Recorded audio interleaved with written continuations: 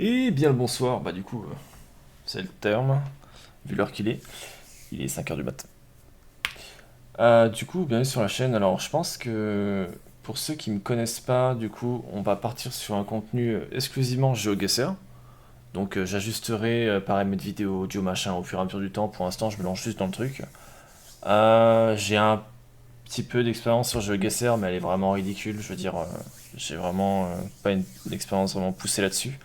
Et j'ai pensé du coup à cette chaîne afin de pouvoir poster des vidéos assez régulièrement selon à quel point je suis impliqué dans la chose. Et j'ai plusieurs objectifs en tête, enfin du moins j'ai une espèce de planning.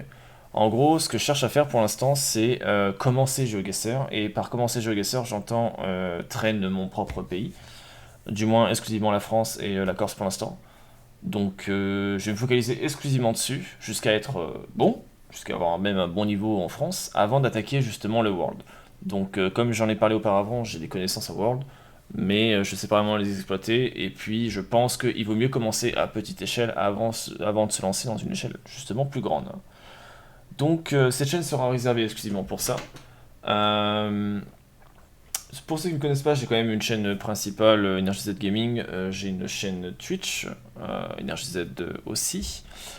Mais c'est pour tout type de jeu possible. Il y avait du Osu, il y avait du Dofus, il y avait un peu de tout. Là, pour le coup, ce sera une chaîne exclusivement GeoGuessr. Donc, cette chaîne, à mon sens, est intéressante parce qu'en fait, si je filme dès le début ma progression, pour ceux qui veulent se lancer potentiellement dans cette traînée, cet élan de motivation, si on peut appeler ça ainsi, bah en gros, on va pouvoir retrouver toutes mes vidéos, à savoir surtout les vidéos par quoi j'ai commencé, etc. Je détiens quand même un Excel avec des stats, etc. Donc j'ai supprimé actuellement mes performances de 3 minutes, il y en avait un ta. D'ailleurs, je les ai repostées quelque part, enfin je les ai placées quelque part, je ne sais plus trop où. Ah, elles sont là, je crois. Ça a l'air d'être ça. Et du coup, en fait, le but, ça va être vraiment de tryhard la France. Je veux être vraiment bon dessus. Donc en fait, on va faire ça sous forme de palier.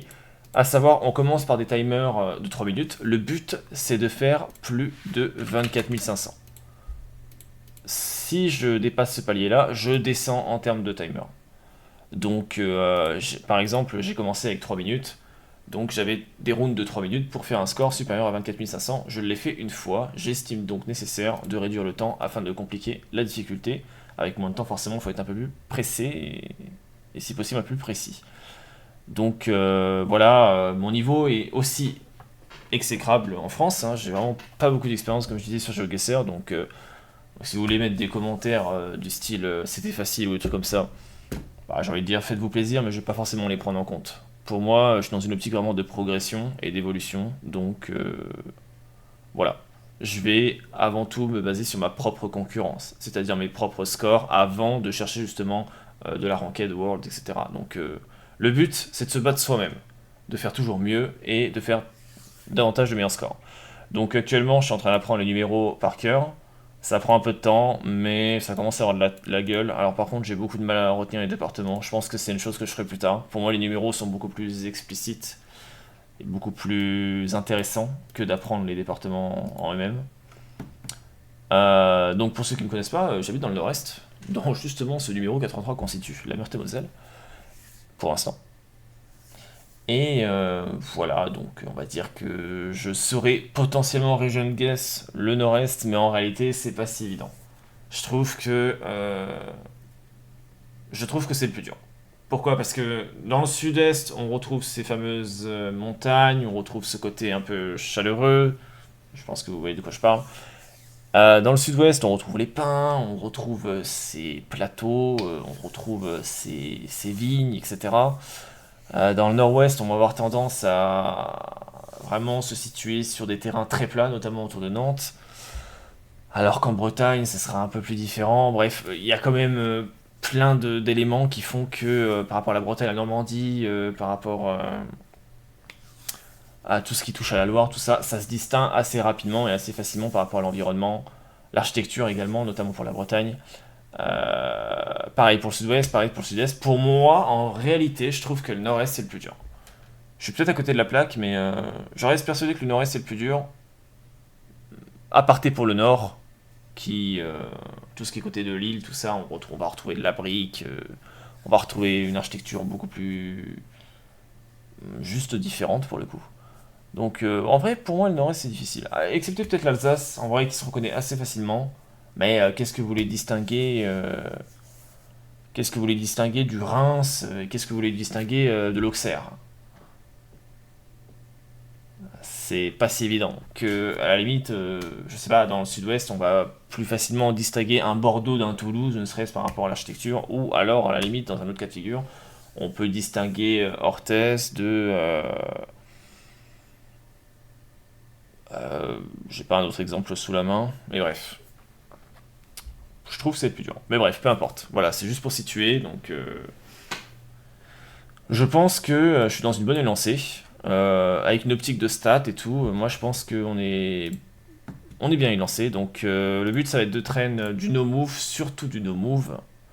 NMPZ quand je serai vraiment chaud, mais pour moi le NMPZ en France il a pas de gueule en fait. Genre notre pays est extrêmement difficile je trouve à NMPZ. Peut-être que c'est parce que j'ai pas d'expérience, ou peut-être que je suis juste à côté de la plaque, mais à mon sens je trouve que le NMPZ est vraiment très dur en France. Donc on verra. Le no move par contre est un peu plus jouable, il y a matière à faire. Je veux dire, si je m'intéresse vraiment à chaque détail, moi, je pense qu'il y a matière à faire. Mais pour débuter, on va attaquer du move, surtout du move. Donc ça va pas être la partie la plus intéressante, mais à mon sens, le move est le plus important. Parce que retenir la position des villes importantes, situer les départementales, les nationales, les autoroutes, je trouve que c'est déjà un bon point. De toute façon, on est dans l'optique de réduire les timers, donc si par exemple on est sur du move à 3 minutes et qu'on est sur du move à 1 minute 30, ça n'a absolument rien à voir. Pour le coup, en 1 minute 30, il faudra être rapide, extrêmement précis, et il faudra connaître beaucoup de villes. Pas forcément les villages, mais au moins peut-être les villages clés, donc voilà. Donc voilà pour la description de la chaîne. Donc je pense que j'ai fait le tour. Alors on se retrouve pour la suite de l'aventure sur cette chaîne en question. Je les numéroterai certainement, ou je vais voir comment je vais organiser ça. Mais pour l'instant, France. Pour l'instant, Move. Ensuite, France et No Move.